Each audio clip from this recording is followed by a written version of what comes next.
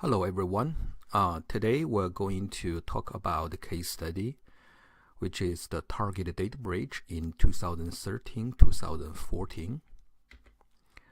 So here are some standard disclaimers. The company involved in this cyber breach hasn't publicly released all the details of the incidents and probably will never do so. But there are enough information online and within the cybersecurity community to piece together what likely happened during the breach.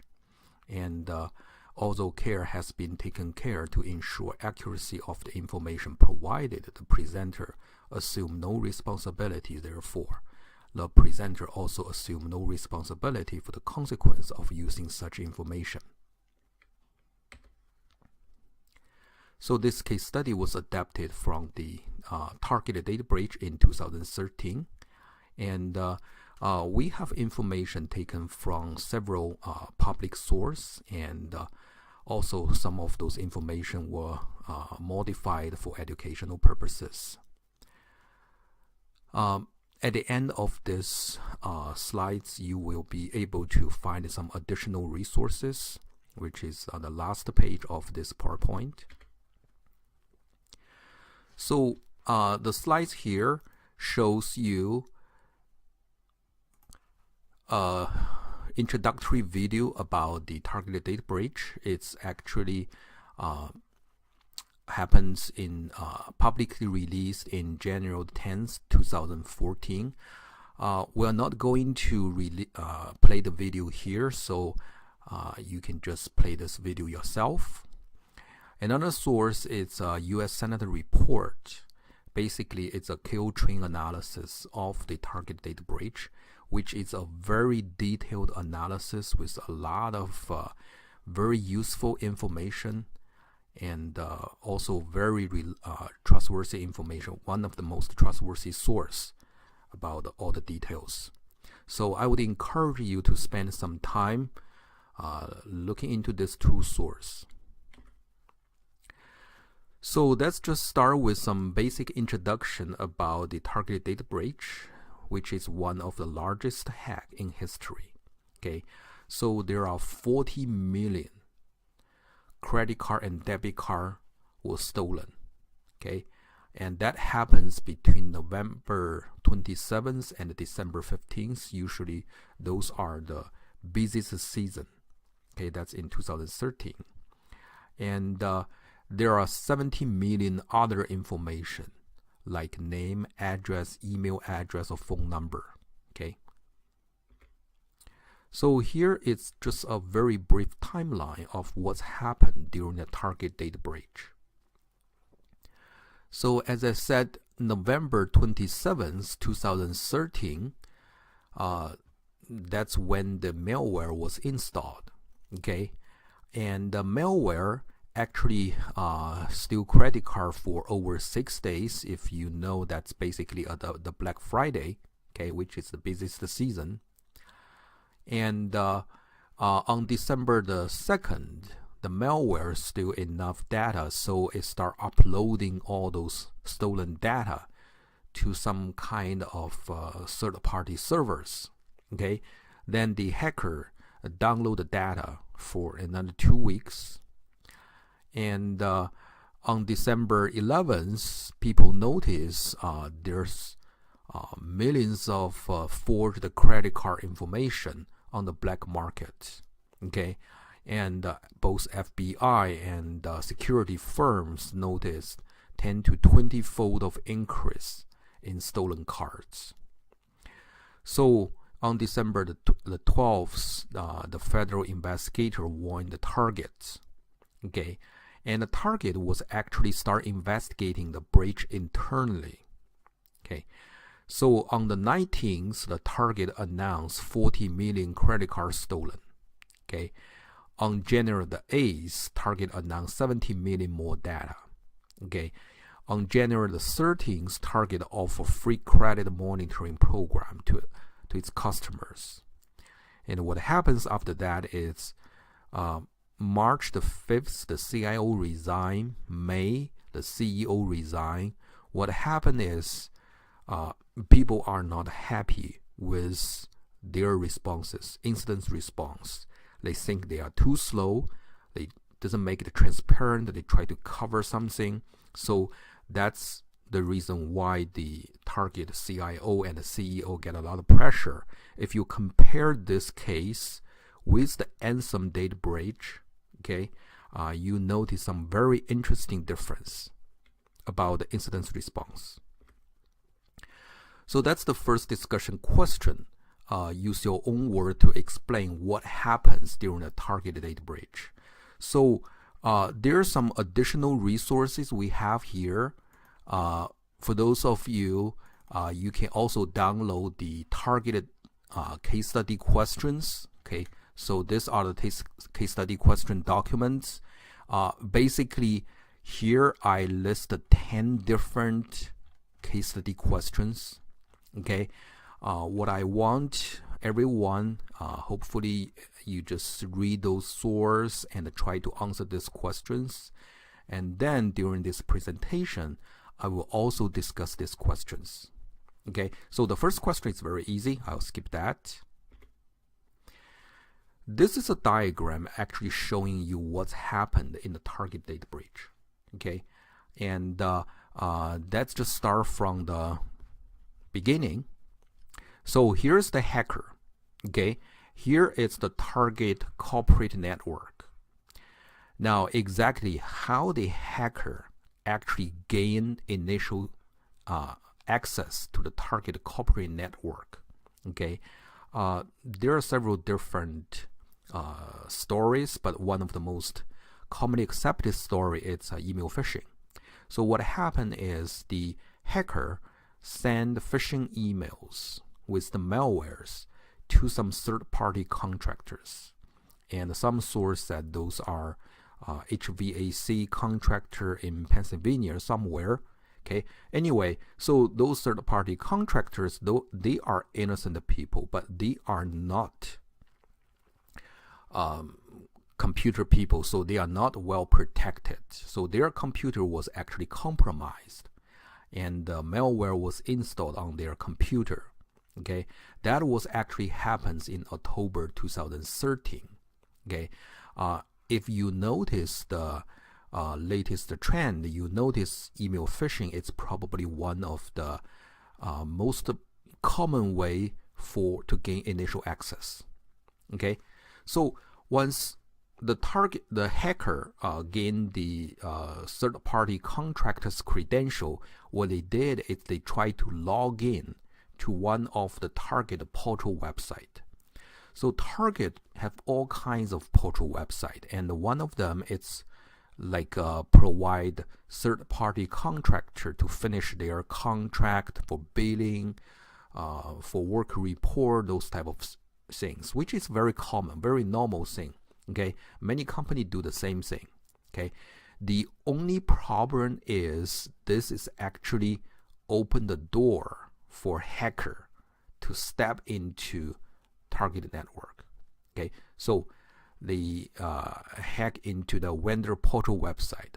Starting from there, the hackers start doing all kinds of vulnerability scanning, start doing all kinds of privilege escalation. If you are not familiar with the term privilege or escalation, it's basically you gain some initial credentials like third-party contractor. Usually they have very limited access. So what you do is you actually start looking around and see what are the vulnerabilities you could utilize or weakness. Then you utilize those vulnerabilities, and hopefully you can just leverage your access right. For example, if you could gain admin access right, that will be your final goal. But even if you don't get admin access, but you get some other powerful users which give you access to additional resources, that will be good enough. So that process is called privilege escalation. That is actually very common in almost every hacking process. It's always involves some kind of privilege escalation. Okay, There are many different ways people can do privilege escalation. For example, like one of the things I talk about is vulnerabilities. Okay, if you have some known vulnerabilities, then hackers can easily utilize those vulnerabilities to do hacking. Okay, other things like weak password or default password. It's actually a very common thing because a lot of people, when they install some third-party software, they forget to change the password or they don't know how to change the password. So they just leave the default password there, or they just set a very simple password, and that causing big issues. Okay, some other privilege escalation, for example, some people like to hard code the password in the scripts.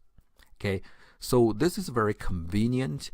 The only issue is your script is not fully protected. So if somebody gains some access to your scripts, then if you hard code your root password in the scripts, that basically means the hacker will get your root account. Okay, so there's a number of other ways to do privilege escalation. So we're going to discuss in the lecture.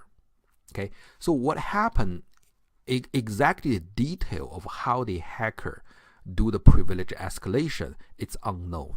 Okay, we probably will not know it. Okay, because target won't release all the details.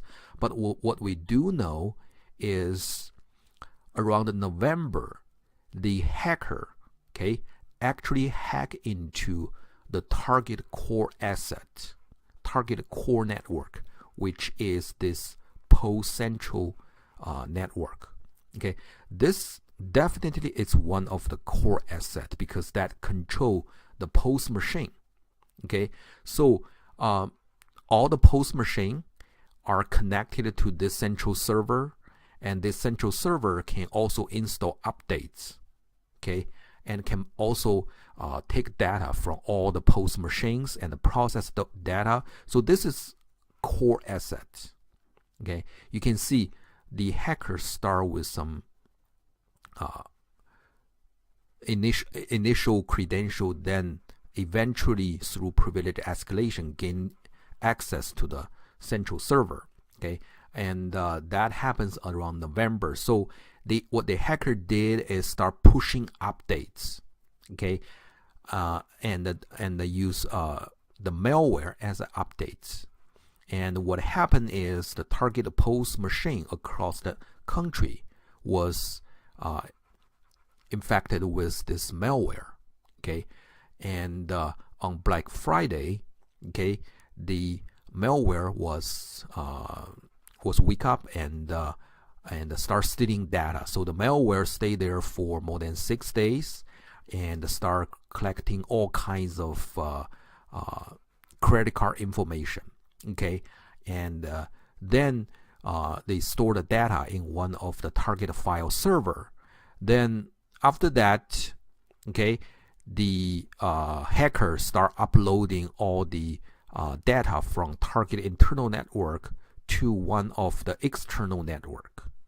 Okay, that happens at the early December of 2013. Okay, so over 2-week period, there are more than 11 gig of credit card data was downloaded by the hacker. Okay, so the hackers start downloading all those data, and in mid-December, the hackers start selling credit card information in the black market. Okay, and federal government noticed the issue and notified the target. And the target start announcing publicly about the data breach, and they start offering the free credit monitoring, and the CIO resign, CEO resign. So this is just give you a overall picture of what's happening in the targeted data breach. Okay, we're going to look into details later. So this is the theory, the starting point of the data breach. Everything starts with the target HVAC contractor in Pennsylvania, and we just hide the name of the company. and phishing email dope the company's computer, and that's one of the virus. Okay, and basically they steal their users' login credential. Okay, and the company it's they actually have a free version of malware for antivirus things, and of course it doesn't work very well. Okay, so that's the issue. Okay, so here's the discussion question. The HVAC contractor's login credential was compromised by email phishing. So I want you to propose at least 2 effective ways to guard against email phishing. Okay, there are many things you can do, like one of the most important thing is email filtering. Okay, the other is user education. Okay, so you can feel free to answer the question here. So if you are the hacker, propose a scheme to launch phishing email attack at a target. Okay, I want you to propose as detailed and as realistic as possible. This is actually connected to the lecture we talk about email phishing. Okay, you should be able to know making a forged email is actually a very easy process. You can do this by PHP. You can do this using Python. You can just create or use some third-party software. Okay, you will be able to actually easily create a fake email software. Okay, so if you take a look at the lab for this course, you'll be able to actually find we have an email phishing lab. Okay, you'll be able to create a phishing scheme just similar to the target. Okay, that should be easy enough.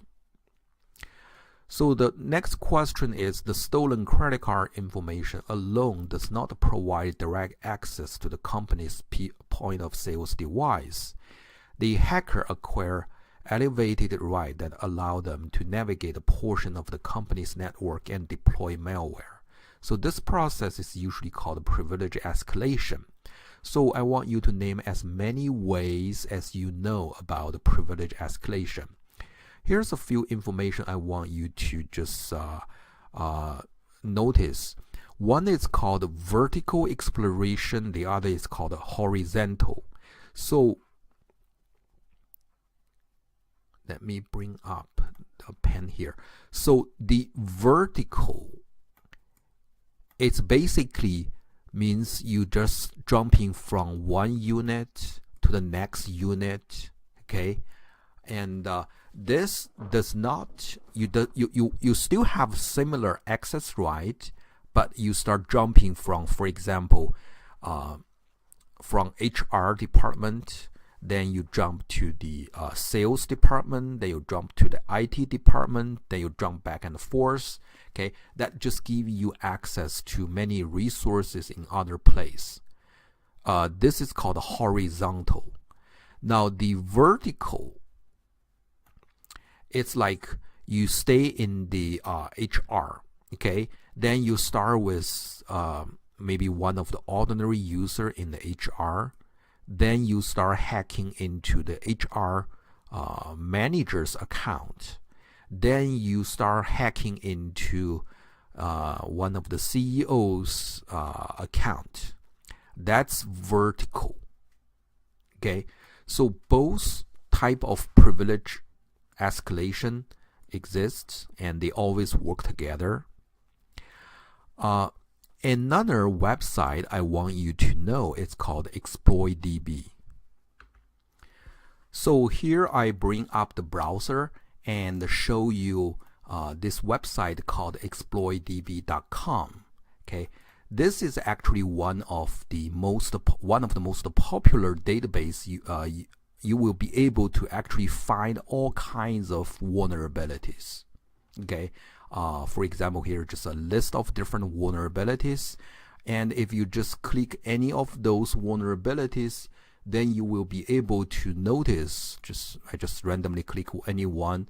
Okay, every vulnerabilities, they have a CVE number. Okay, and what the platform, it's Ubuntu Linux, when it's published, and it's just additional information about that one. Some of those entries, they even provide attacking code. Okay, so for example, like some of them, we can show more details later in other lectures. So basically, this is a very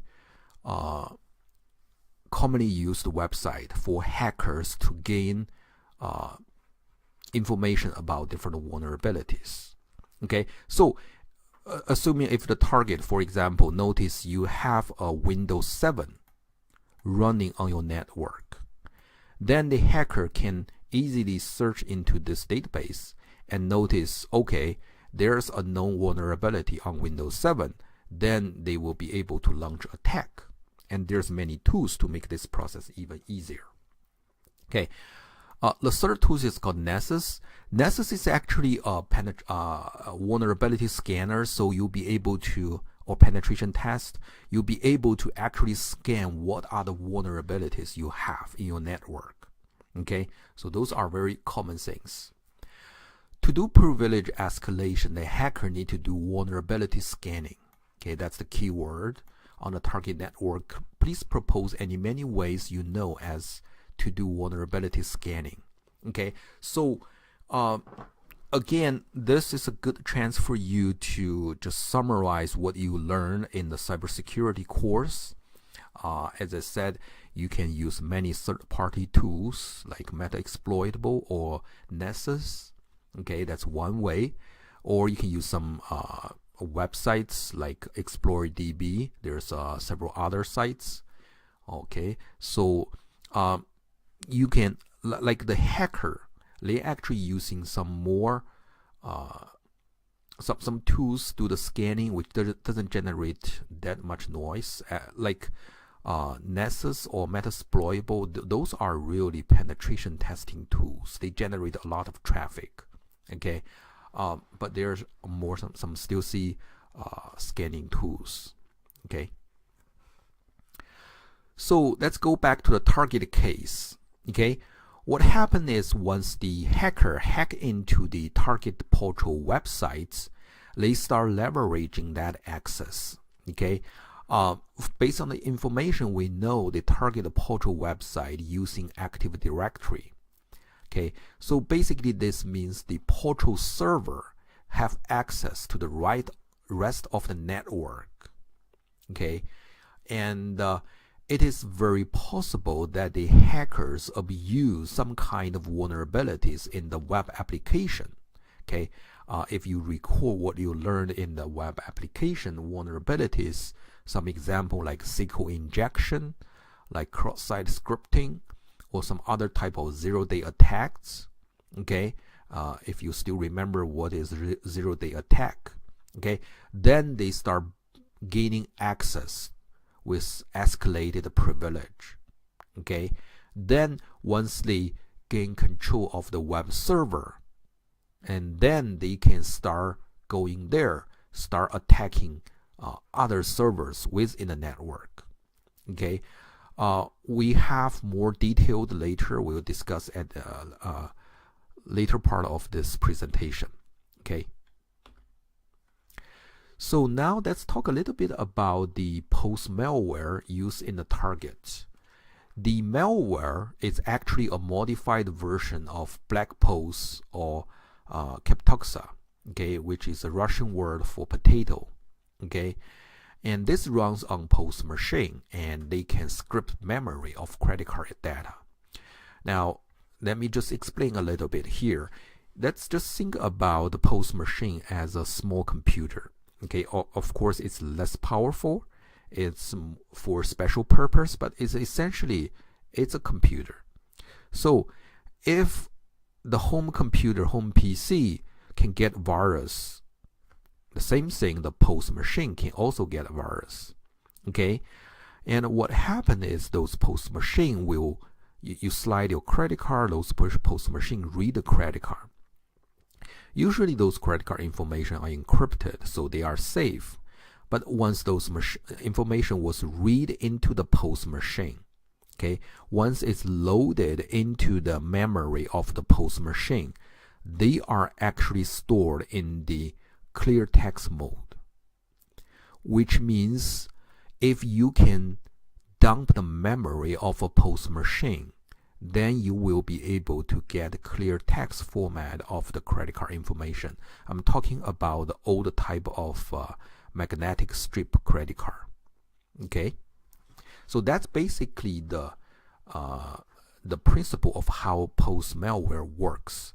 There's many different type of POS malware available on the black market. Okay, so don't be surprised to see the malwares.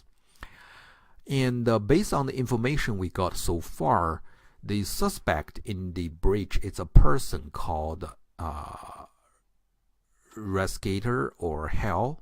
Okay, he is actually a larger hacker network called whatever this Republic.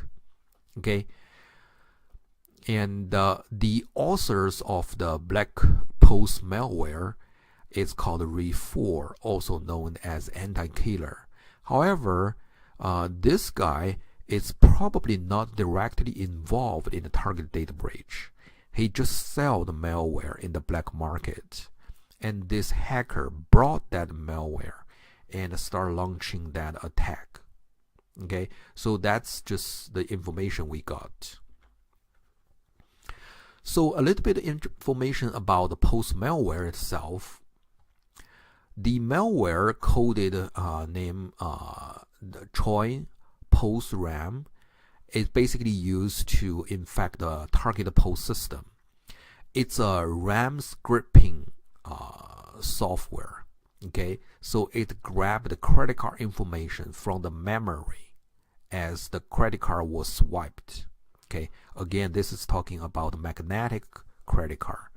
Today, because of the targeted data breach and a few other similar data breach on the POS machine, that's the reason why people actually start using smart chips or IC chips credit card. Okay, so people try to get rid of the magnetic strip credit card, which is very insecure. Okay, so the POS malware basically have two modules. One is called mom module. Okay, this basically scan and script the memory. Okay, the other one is called the blade logic uploading module. Okay, this will upload the memory dump into a compromised target server. Okay, if you take a look at these two modules, you notice the hacker actually name those two modules and try to disguise themselves as legitimate modules with fake names, because it doesn't look suspicious. It looks like a legitimate service. Okay. The other thing the hacker did is they tried to limit the traffic, because you uploading the memory dump. They try to limit the traffic during the daytime, because during the daytime you have a lot of transactions. Okay, and you probably won't notice some additional things. So here's a discussion question.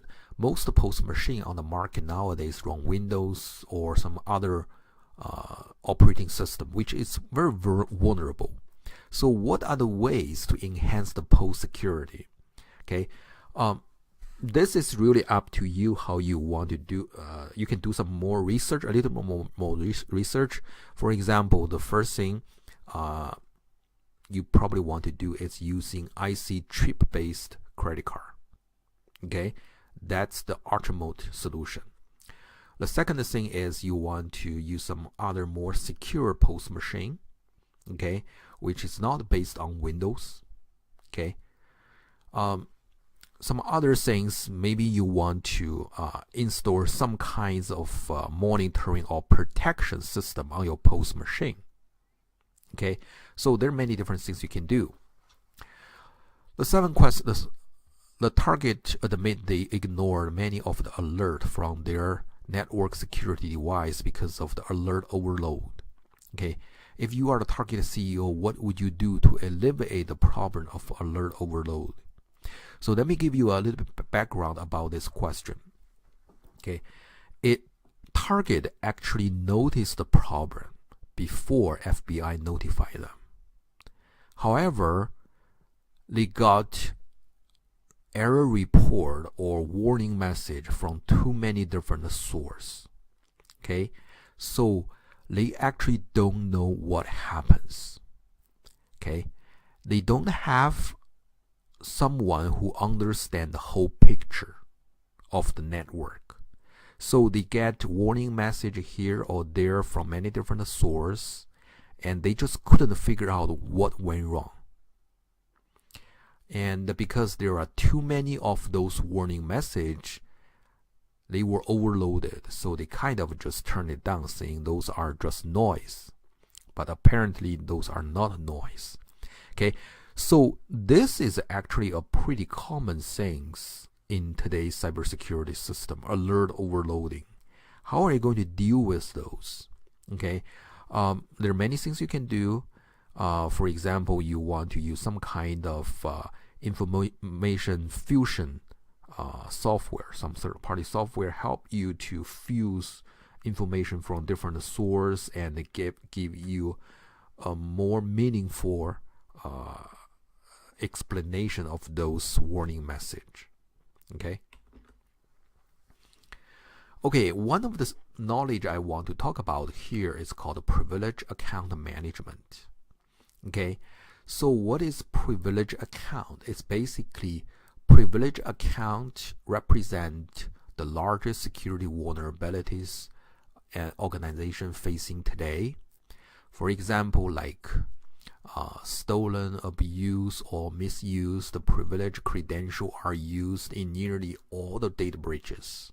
Okay, give you some example of privilege account that include like root account or Windows admin account, like some backup users or some management users, or just any kind of powerful account with access to important resources. So those are called privileged account. Okay, now if you think about the privileged account, think about things in the Windows or in the Linux. Okay, you actually manage those privileged account with ordinary account in the same interface using the same resources. Okay, which is probably not correct, because those are privileged account and you should pay special attention to those accounts. Okay, pay special attention to who used it, when it was used, what resource is accessed. Okay, and unfortunately the current Windows or Linux system doesn't provide a very good mechanism for you to keep track of those a privileged account. That's why sometimes we need third-party software. There are actually a number of third-party software allows you to do this privileged account management. If you think about, for almost all the data breaches, they almost always involve some type of account misuse. Okay, so that's the reason why privileged account management is very critical. So with this growing threat, organizations need to put in place to proactively protect against, detect, and respond to in-progress cyber attack before they strike viral systems and compromise sensitive data. CyberArk, I'm not doing an advertisement for cyber, this is just one of the companies, startup company. Okay, they actually do the privilege account. So for those of you who are interested, you can take a look at the CyberArk, their website. I think this is a Israel company somewhere. Anyway, again, there are many different third-party software allows you to do this type of things, and I think this is one of the key thing you need to strengthen your system. Okay, so here are another discussion question. The security experts are criticizing Target for failing to isolate a sensitive section of their data network from those who are more easily accessible to outsiders.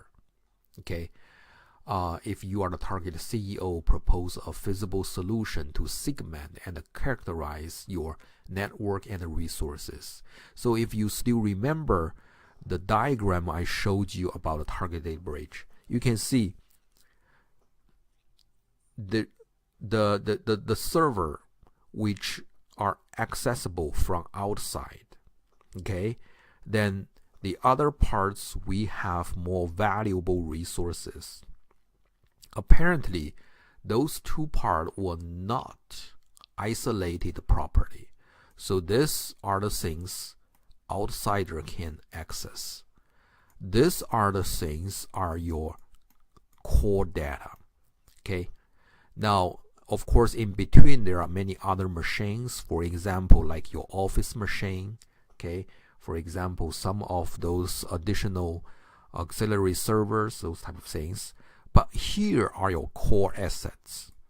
Okay, what you really want to do is actually you want to segment, okay, or isolate these resources, even though they are both inside your target corporate network, but you still want to set up some kind of resource isolation. Okay. For example, you can install additional firewalls. You can install additional monitoring, intrusion detection, all kinds of privilege account monitoring security systems trying to monitor. Okay. This is very, very important. Okay. Now, in the traditional cybersecurity scheme, for example, this is the main door, main entrance of your corporate network. So usually what people do, they install some kind of firewalls, or they install some kind of intrusion detection system or kind of security system at this main wall, which is great thing, okay, which you should do. But remember, in the targeted case, you not only to guard your main entrance, you also need to guard additional things on your internal network. Okay, this is probably one of the most important lessons we learned from the target data breach. Okay, you need to isolate your internal network. You need to, or another way to see it is called segmentation. You need to segment or categorize your network. Okay, how to do it? There's a number of third-party newer software allows you to kind of just do this type of things, or you can just install additional security system. Okay, so that's another thing you need to keep in mind. So traditional layer of network segmentation, for example, people can use VLAN, okay, or firewall or intrusion detection system, or subnet or domain. This is probably not good enough. Okay, so as I said, we want to do more in terms of network segmentation. Okay, there's some third-party software available. Okay, so those are just some basic introduction about the target data breach. We did look into some of the technical details. Okay, now you think target data breach is already one of the largest data breach, but it's actually turned out only the beginning, the start. Okay, so remember that happens late 2013, early 2014. Just about 6-7 months later, okay, there's another data breach with the Home Depot data breach. Ironically, they actually using the similar malware. Okay, it's actually carried out by similar group of people. Okay, so that's just raises a real important question. Do we actually learn the lesson from other people's failure? The answer, unfortunately, is no.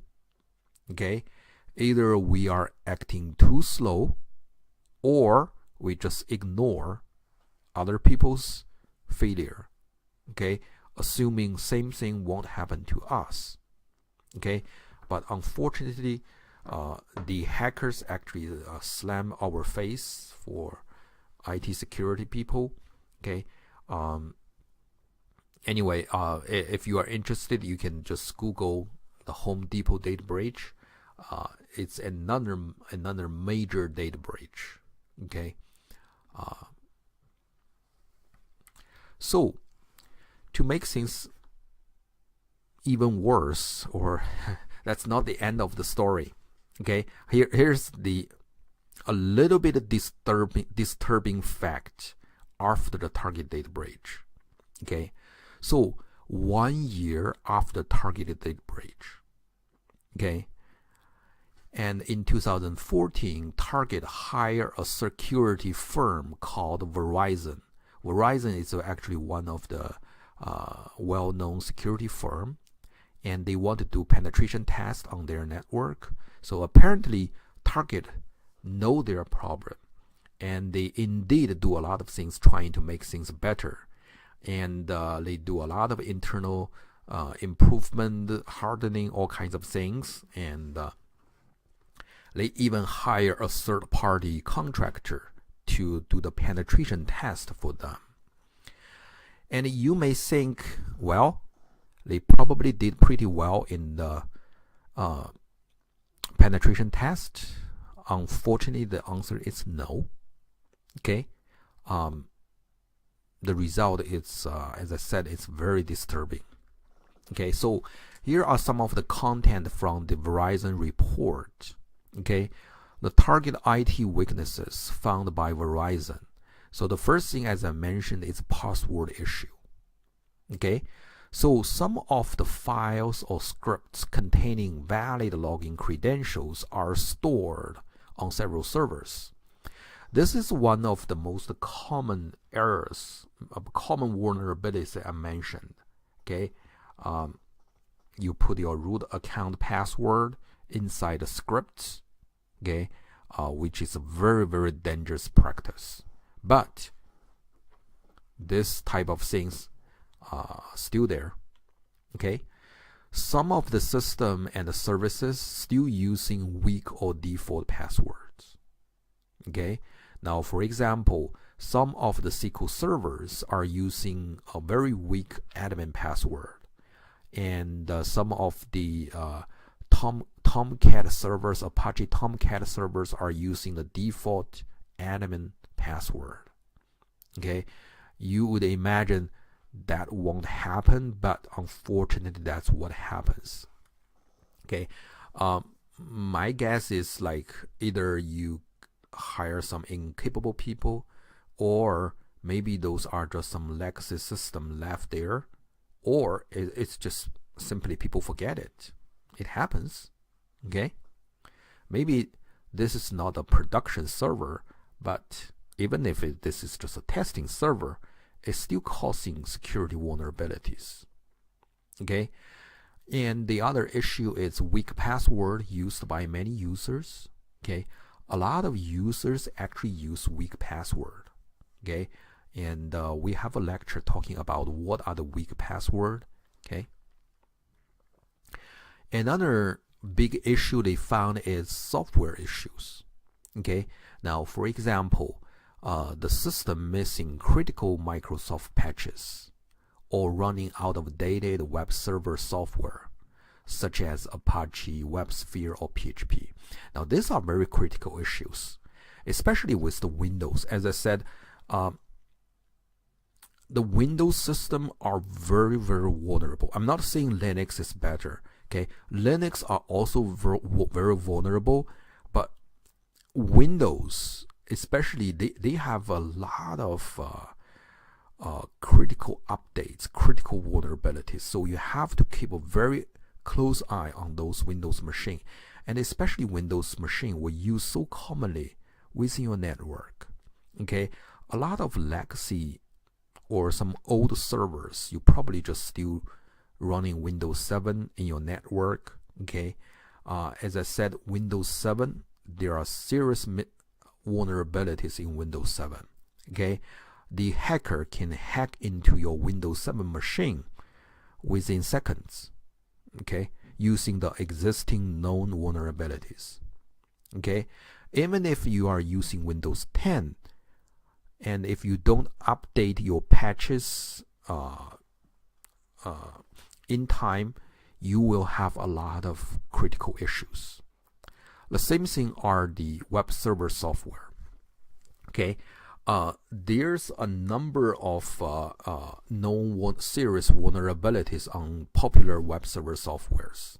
Okay, like Apache or PHP. Okay, if you don't patch your web server, that will become a huge issue. Okay, so these services, they have many known vulnerabilities associated with them. As I said, hackers will find them. Okay, another issue is misconfiguration issue. There are actually a number of misconfigurations. For example, unchanged default password, or some of the port or services are left open, which shouldn't, because if you are not using those ports or services, you should lock down to the minimum, but they are still left open. So all those type of software issues also causing huge issue. So for those of you who are interested, you can actually go to the source to actually look into the Verizon report. Okay, there's a lot of very disturbing result from that Verizon report. Okay, now here I have to say some fair word for Target.